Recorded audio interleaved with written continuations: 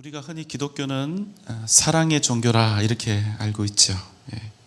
주님께서 십자가에 달려서 우리의 죄를 대신하여 죽으신 그 사랑을 근본으로 삼아서 우리 조건 없는 사랑과 용서, 상대에 대한 섬김과 배려를 아끼지 않는 그것이 기본이 되어 있는 신앙이 바로 우리 기독교 신앙입니다. 하나님의 놀랍고도 무한한 사랑이 바로 기독교를 기독교 되게 하는 가장 중요한 요소라고 그렇게 이야기할 수 있죠. 그래서 세상이 이야기하는 사랑과 우리 기독교가 이야기하는 사랑은 완전히 다릅니다. 세상의 사랑은 어떻습니까? 물론 그 사랑이 나쁘다는 거 아닙니다. 그 사랑도 아름답죠. 그렇지만 세상의 사랑은 내가 원하고 바라는 어떤 상대에 대한 편파적이고 이기적인 사랑이 한정되어 있는 경우가 대부분이지만, 우리 기독교의 사랑은, 주님께서 우리에게 가르쳐 주신 그 사랑은 이런 세속적인 모든 기준들을 넘어서는 의지적인 사랑이요, 모든 것을 이기는 사랑이요, 원수까지도 용서하고 친구 삼는 사랑인 것입니다. 하지만 우리가 이런 주님을, 또 주님의 사랑을 생각하며 정말로 따르려 할 때 어떻습니까? 사실은 주님이 가르쳐 주신 많은 사랑들 있죠. 한 가지 예를 들면 오른편 뺨을 때리면 왼편의 뺨도 돌려대라. 우리가 이런 주님의 이 사랑을 그대로 실천하고 따르려 할 때 우리는 사실 쉽지 않은 무력감에 빠지곤 합니다. 잘 하기가 정말 힘든 거예요. 간혹 실제로 이런 주님의 사랑에 합당한 그런 삶을 살아내신 분들이 있죠. 우리가 존경하는 목사님 중에 어떤 분 있습니까? 사랑의 원자탄이라는 그런 별명이 붙여졌던 손양원 목사님이 있습니다. 이분은 어떤 사역을 했느냐면요, 한센병, 그러니까 나병입니다. 나병 환자들을 돌보는 사역을 평생 하셨습니다. 이 환자들 중에 아주 상태가 심각한 사람들이 있었습니다. 근데 근처에도 가고 싶지 않은, 의사나 간호사조차도 그 근처에 가기를 꺼려하는 그런 사람들만 이렇게 모아놓은 방이 있는데, 그 방에는 어떤 분들이 있었느냐, 얼굴이 다 뭉개지고 손가락 발가락 다 떨어지고, 그러니까 몸에서 진물과 고름이 줄줄 흘러내리는 그런 환자들이 있었죠. 그런데 이 손양원 목사님이 어떻게 합니까? 그분들에게 가서 그들의 상처에 자기 입을 대고 그 입으로 빨아서 그들의 고름을 짜내주는 그런 일을 한 것입니다. 그러면서도 항상 이분이 이런 이야기를 했다고 해요. 내가 나병에 좀 걸려야 그들과 똑같아질 텐데, 이렇게 자기가 나병에 걸리지 않는 그 상황을 못내 아쉬워했다는 그런 이야기가 들려오죠. 얼마나 고귀한 분입니까? 그런데 이런 고귀한 분에게 아주 비극적인 그런 일이 벌어진 것입니다. 1948년 여순 사건인데요, 한 공산주의자 청년이 민주주의를 외치는 이 목사님의 두 아들을 살해한 것입니다. 그때 손 목사님이 어떻게 합니까? 자기의 이 생명과도 같은 두 아들을 죽였던 그 청년을 자기 양자로 삼은 것입니다. 정말 놀라운 사랑이죠. 여러분, 이쯤 되어야 이게 기독교의 사랑이다, 이렇게 우리가 자신 있게 말할 수 있지 않겠습니까? 그런데 여러분, 오늘 본문의 말씀은 어떤지 한번 다시 볼까요? 출애굽기 21장 23절로 25절의 말씀입니다.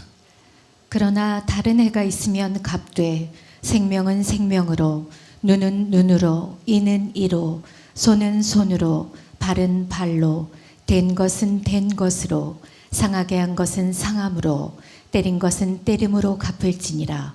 예, 여러분, 제가 다시 한번 읽어볼 테니까 한번 보세요. 생명은 생명으로, 눈은 눈으로, 이는 이로, 손은 손으로, 발은 발로, 된 것은 된 것으로, 상하게 한 것은 상함으로, 때린 것은 때림으로 뭐 할지니라? 갚을지니라. 여러분, 이 말씀을 읽으면 기독교인으로서 상당히 낯설고 또 민망한 그런 생각이 듭니다. 왜 그렇죠? 당연히 우리가 알고 있는 기독교 사랑은 어떤 겁니까? 무조건적인 용서와 화해, 희생과 또 용납을 이야기하는 것이 바로 우리가 믿는 기독교의 사랑이 아닙니까? 아마 여러분, 우리도 민망하지만 믿지 않는 사람들이 우리 성경에 이런 내용이 있다는 사실을 알게 되면 니들 기독교가 무슨 사랑의 종교냐, 아마 이렇게 우리에게 물을지도 모르겠어요. 여러분은 어떻습니까? 이 구절을 대할 때마다 저도 상당히 당혹스럽거든요. 우리 기독교는 품격 있고 고매한 신앙이다, 이렇게 우린 자부심을 가지고 있는데, 그래서 어떻게 생각합니까? 기독교는 오직 은혜, 조건 없는 용서와 사랑, 용납함. 그래서 기독교 하면 우리가 보통 이런 이미지들을 떠올린단 말입니다. 그런데 지금 오늘 우리가 읽은 이 본문은요, 아주 원시적이고 비인격적이고 무식한 법처럼 보이는 것입니다. 여러분 그러시죠? 하지만 여러분, 이 원리는 현재 우리가 사용하고 있는 모든 법과 또 처벌을 제정하고 결정하는 가장 중요한 원리로 지금도 역시 작동하고 있다는 겁니다.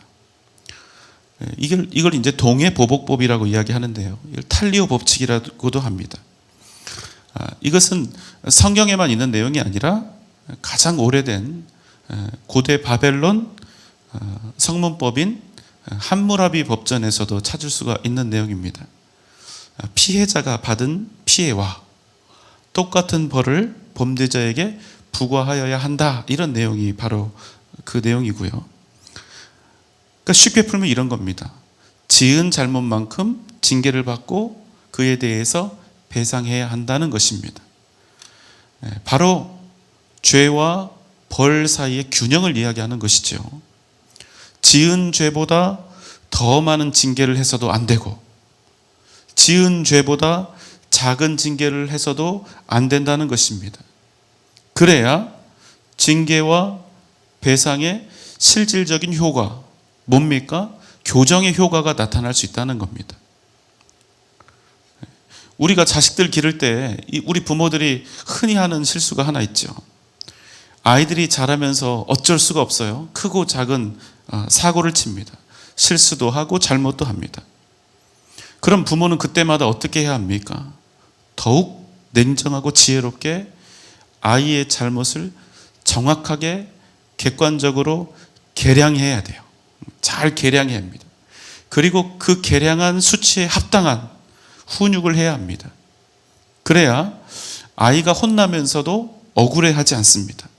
그래야 부모를 원망하지 않습니다. 그리고 동시에 자기가 받고 있는, 부모에게 지금 받고 있는 징계가 합당한 줄 알고 자기의 잘못을 뉘우칠 수 있는 겁니다. 그런데 우리 부모들도 다 죄인이다 보니까 자식들이 잘못을 하면 어떻게 합니까? 먼저 분노하죠. 흥분하죠.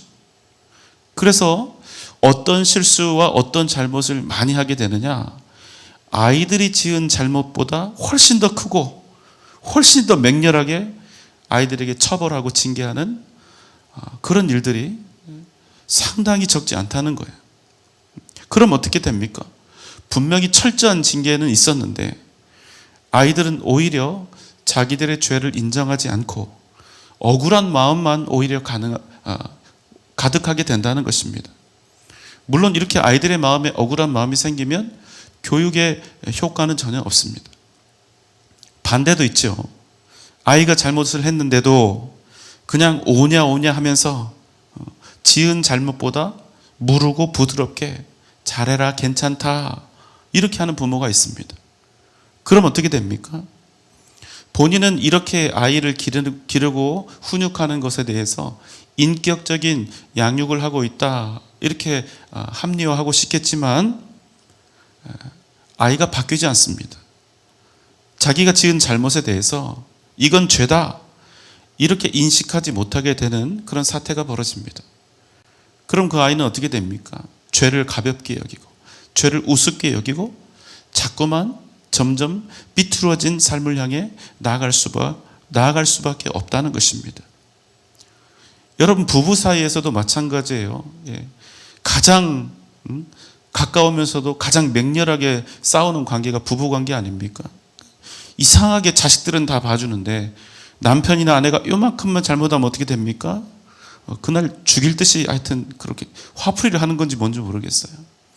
그러니까 이 성경에 지금 나와 있는 이 균형, 죄와 벌의 균형이 우리의 가정, 우리의 자녀들과 부모 사이에, 또 부부 사이에서도 사실은 잘 적용이 되어야 평화가 깃들 수 있다는 말씀이에요. 자, 그럼 본문으로 다시 돌아가는데요. 다시 한번 읽어볼까요? 출애굽기 21장 23절 25절. 그러나 다른 해가 있으면 갑되 생명은 생명으로 눈은 눈으로 이는 이로 손은 손으로 발은 발로 된 것은 된 것으로 상하게 한 것은 상함으로 때린 것은 때림으로 갚을지니라. 예, 이런 질문이 있을 수 있습니다. 그럼 진짜 이렇게 하는 거냐? 어떤 분들은 실제로 그렇게 하라고 그랬겠니? 다만 말은 이렇지만 사실상 성경에 나와 있는 이 법은 범죄 예방 차원에서 하나님이 그렇게 제정하신 것이다. 이렇게 미화해서 설명하는 분들이 간혹 있는데요. 천만의 말씀입니다. 위 법은 실제로 구약 시대 이스라엘 백성들 가운데 적용되었던 작동했던 법입니다.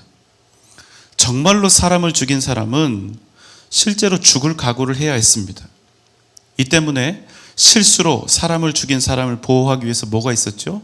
도피성이라고 하는 제도가 필요했던 것입니다. 좀 길지만 읽겠습니다. 민수기 35장 21절로 25절입니다. 아기를 가지고 손으로 쳐 죽이면 그 친자는 반드시 죽일 것이니 이는 살인하였음이라. 피를 보복하는 자는 살인자를 만나면 죽일 것이니라. 아기가 없이 우연히 사람을 밀치거나 기회를 엿봄이 없이 무엇을 던지거나 보지 못하고 사람을 죽일 만한 돌을 던져서 죽였을 때에 이는 아기도 없고 해하려 한 것도 아닌즉 회중이 친자와 피를 보복하는 자 간에 이 규례대로 판결하여 피를 보복하는 자의 손에서 살인자를 건져내어 그가 피하였던 도피성으로 돌려보낼 것이요 그는 거룩한 기름 부음을 받은 대제사장이 죽기까지 거기 거주할 것이니라. 예, 제가 요약을 한번 해볼게요. 내용은 이렇습니다. 고의로 자기 의지를 가지고 범죄를 저지르는 겁니다. 고의로 사람을 죽이면 그 사람은 반드시 죽이라. 이게 지금 첫 번째 내용입니다. 하지만 과실로 고의 없이 악의가 없이 사람을 죽이게 되면 그 사람을 보복하는 자의 손에서 건져내어 도피성에 보내 생명을 구하라. 그러니까 괜시리 오늘 이 본문의 말씀을 미화할 필요가 없습니다. 자, 그래도 뭐 여러 가지 이해가 잘 안 되죠. 요즘도 여러분, 요즘 법도 그렇게 안 하거든요. 사람을 죽였다고 해서 무조건 다 사형을 시키지는 않습니다. 형법 제250조 1항입니다. 사람을 살해한 자는 사형, 무기 또는 5년 이상의 징역에 처한다. 물론 사람을 죽였을 때 사형에 처해질 수도 있습니다. 그러나 일반적으로는 아주 흉악범이 아닌 한 사형 외에 무기를 받거나 5년 이상의 징역으로 살인한 죄에 대한 벌을 받게 됩니다. 그런데 성경은 그냥 이렇게 쓰고 있거든요. 죽음은 죽음으로. 이렇게 해야 한다는 겁니다.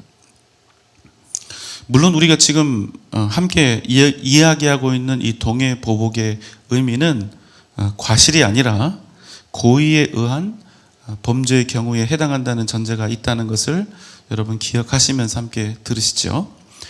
다른 것들도 마찬가지입니다. 눈은 눈으로, 이는 이로, 손은 손으로, 발은 발로.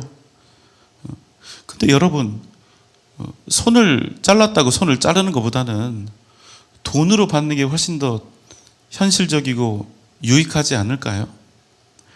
그냥 돈이나 다른 귀중한 것들로 보상을 해주면, 배상을 해주면 되는 것 아닙니까? 굳이 이렇게 원시적으로 처벌을 해야 맞는 것입니까? 여러분, 놀라운 사실은요, 이 법은 부자나 가난한 자, 높은 지위에 있는 자나 그렇지 못한 자 모두에게 동일하게 적용되었다는 것입니다.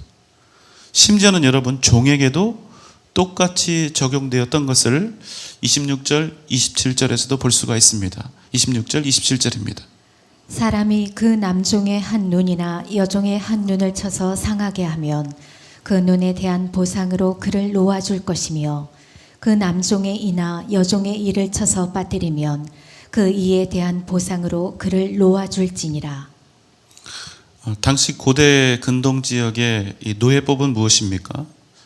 종은 그냥 주인의 재산이고 소유입니다. 그래서 종에 대한 모든 권한, 살리고 죽이는 모든 권한이 주인에게 다 있었습니다. 그런 여러분, 그냥 이 노예법에 따르면, 그냥 그 당시의 사회법에 따르면 노예에 관한 법이죠. 이 종의 눈을 치든 치아를 뽑든 아무런 상관이 없는 것입니다.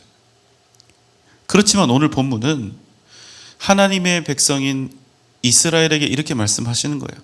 아무리 너희가 주인이라 할지라도 반드시 종에게 지켜야 할 준칙이 있다, 이렇게 말씀하시는 겁니다. 그 내용이 이렇죠. 사람이 그 남종의 한 눈이나 여종의 한 눈을 쳐서 상하게 하면 그 눈을 다치게 한 보상으로 너는 그를 반드시 놓아줄 것이며, 그 남종의 이나 여종의 이를 쳐서 하나라도 빠지게 되면 그 이에 대한 보상으로 너는 그를 놓아주어야 한다는 거예요.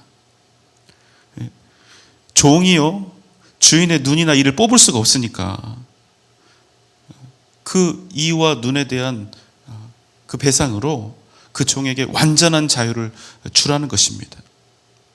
그런데 여러분, 하나님께서는 왜 이처럼 당시에 그냥 물건짝으로밖에 취급되지 않았던, 심지어 이 종들의 생명과 신체, 그들의 인격까지도 이렇게 보호를 하려고 하시냐는 거예요. 원래는 사람이니까 그렇습니까? 아니요. 그냥 사람이어서, 그냥 사람 모양이어서 그런 것이 아닙니다. 그럼 무엇입니까? 무슨 이유 때문에 하나님께서는 이 물건에 불과한, 소유에 불과한, 재산에 불과한 이 종들까지도 이렇게 보호하려고 하시냐는 겁니다. 그들이 비록 천한 종의 신분이요, 노예로 전락해버린 인생이라 할지라도 그들 가운데 하나님의 형상, 하나님께서 그들 가운데 허락하신 절대적 가치인 생명 때문에 하나님은 사람의 생명, 신체에 대한 위해와 공격을 재산과 소유에 대한 침해와 완전히 다른 차원으로 대하신다는 겁니다.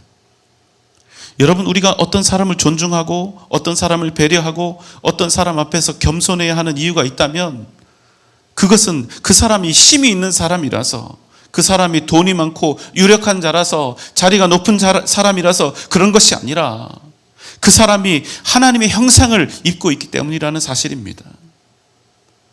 그래서 여러분, 그가 사람이라면 비록 인간으로서의 소양이 부족하고 나이가 연소하고 학식이 부족하고 부유하지 못하고 건강하지 못하고 심지어는 우리 눈으로 볼 때 극악무도한 죄인이라 할지라도 그가 사람이라는 이유 하나 때문에, 그가 하나님의 형상을 입고 있는, 하나님의 형상을 입고 있는 사람이라는 그 이유 하나 때문에 그 사람은 존중받고 배려받고 사랑받을 만한 충분한 가치가 있다는 겁니다. 하물며 우리 안에서, 이 교회 공동체 안에서 하나님의 형상을 입고 예수 그리스도를 믿어 함께 하나님의 백성이고 하나님의 자녀가 된 우리 안에서, 교회를 이룬 우리 안에서 서로를 마음 다해 존중하지 못하고 배려하지 못하고 소중히 여기지 못한다면, 우리 안에 있는 형제 자매를, 곁에 있는 형제 자매를 서로 그렇게 대하지 못한다면 여러분, 최소한 한 가지는 분명하다는 거예요. 때로는 우리가 이 안에서 누군가와 싸워 이길 수 있습니다. 목청을 높여 소리 지르고 그래서 누군가를 꺾을 수 있습니다. 내가 이 교회에 더 오래 다녔다는 것 때문에, 직분이 높다는 것 때문에, 직분을 가지고 있다는 것 때문에, 힘이 세다는 이유 때문에, 사역이 많다는 이유 때문에 이 안에서 혹 내가 어느 누군가를 이긴 것처럼 보이고 눌러버린 것처럼 보이고 내가 원하는 목적을 달성한 것처럼 보이고 그 사람 앞에서 내 자존심을 내 마음껏 다 내세운 것처럼 그렇게 보인다 할지라도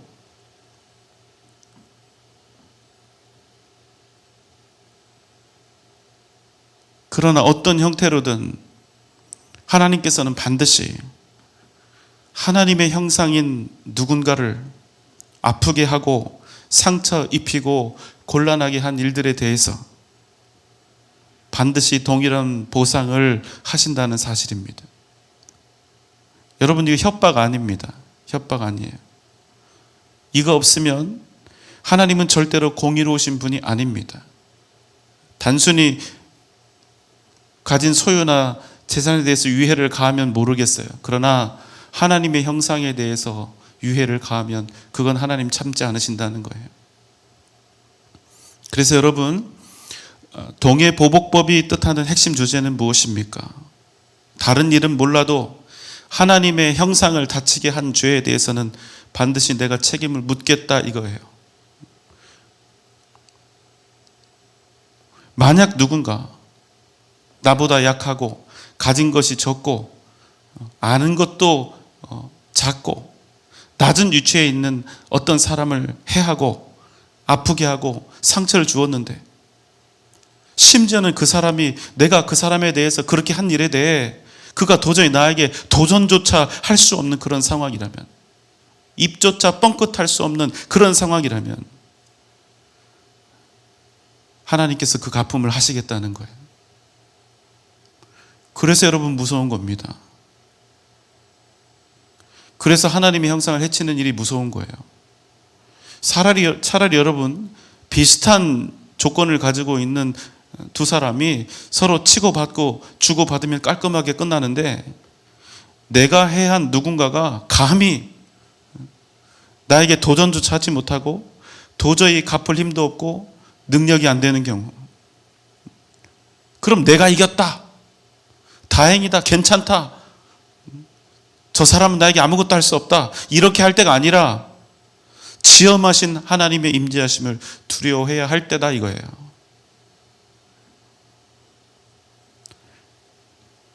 내가 해끼친 그 사람에게 그 고귀한 형상을 허락하신 살아계신 하나님께서 그를 대신하여 나에게 갚으실 그날이 내 인생에 반드시 찾아온다는 겁니다.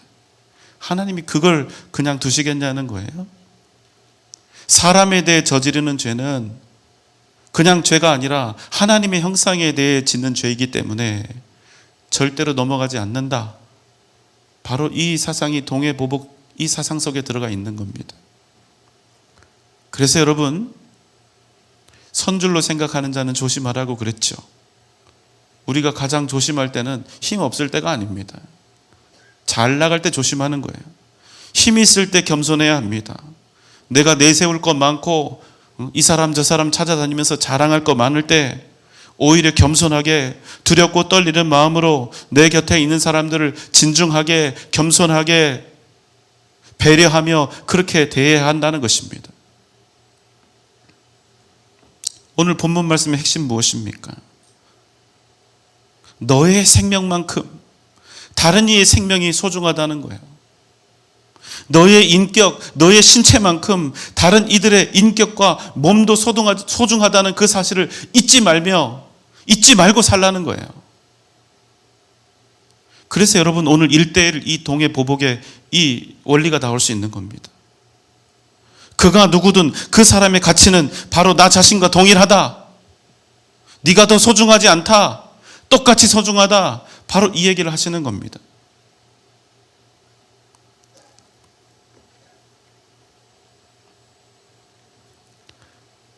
이것을 우리가 기억하면서 살아야 된다는 거예요. 이것을 기억하며 사는 사람만이 하나님의 사랑과 은혜, 예수 그리스도 십자가의 보혈, 그 놀라운 기적을 날마다 우리의 공동체와 우리의 가정에서 정말로 경험하면서 살아갈 수 있다는 겁니다. 다른 사람을 존중하지 못하고 배려하지 못하는 사람이 어떻게 예수님의 사랑과 그 은혜를 정말로 경험하며 살 수 있겠냐는 거예요. 이따가 기도하면서 한번 하나님께 지혜를 구해보세요. 떠오르게 해달라고 기도하십시오. 혹 나는 누군가를 아프게 하지는 않는지, 과거가 아니라 지금도 나는 누군가를 자꾸만 상처 주고 아프게 하면서 하루하루를 살아가고 있지는 않은지, 심지어는 누군가에게 상처 주고 소리 지르고 공격하는 일을 내 인생의 기쁨으로 여기면서 살고 있지는 않은지. 있어요. 죄송한 말씀이지만.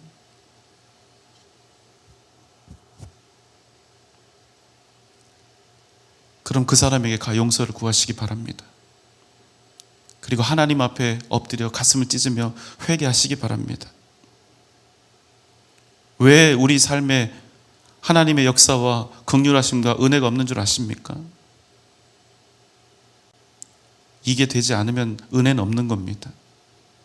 그냥 열심히 믿고 계신 거는 맞지만 은혜는 없어요. 하나님 앞에 회개하십시오. 그리고 용서를 구하십시오. 그리고 하나님의 형상을 입고 있는 곁에 있는 연약한 형제 자매를 향해 상처 주고 아픔 주는 그 일을 멈추십시오. 그러면 여러분에게 하나님의 은혜가 돌아올 것입니다. 뜨거운 기도가 다시 회복될 것입니다. 하나님의 놀라운 역사하심이 여러분을 통하여 나타나게 될 것입니다. 누군가에게 아픔과 상처를 주면서도 나에게만 하나님께서 은혜를 베푸실 것이라는 이 말도 안 되는 기대에서 벗어나시기 바랍니다. 그 사람이 나와 마찬가지로 예수 그리스도께서 위하여 죽으신 형제요 자매라는 사실을 반드시 기억하시기 바랍니다. 여러분 아멘입니까? 사랑하는 여러분, 곁에 있는 형제 자매를 귀하게 여기십시오. 그만큼 나 자신도 귀해지는 것입니다. 가장 가까이에 있는, 너무나 가까이에 있어서 소중한 줄도 모르는 내 남편과 아내를, 그리고 여러분의 부모님과 자녀들을 소중하게 여기십시오. 우리가 만나는 이 모든 만남 속에서 내 앞에 있는 그 사람 가운데 있는 하나님의 형상을 매일매일 발견하는 은혜가 여러분 가운데 넘쳐나시기를 소망합니다. 그럼 우리 주님께서 여러분을 아주 귀하게 대해 주실 것입니다. 여러분을 넘치는 은혜와 능력으로 굳건하게 세우실 것입니다. 오직 사랑과 존중, 배려와 겸손으로 날마다 복된 인생 살아가는 여러분 되시기를 주님의 이름으로 축원합니다.